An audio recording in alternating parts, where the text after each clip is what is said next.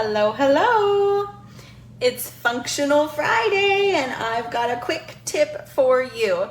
So do you love bling? Do you love embellishments like I do, but maybe struggle with how to store them? Well, I've got a solution for you.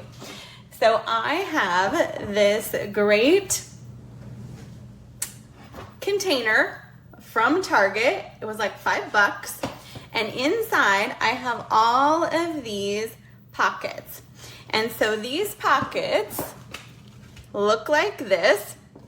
You can get them on Amazon, and they actually store their storage for passports. They're vinyl envelopes that you can store your passports in, which is fun, but they are the perfect size for embellishments. So I just label the front. They're real thick. They're a really thick vinyl, so they're not going to tear like the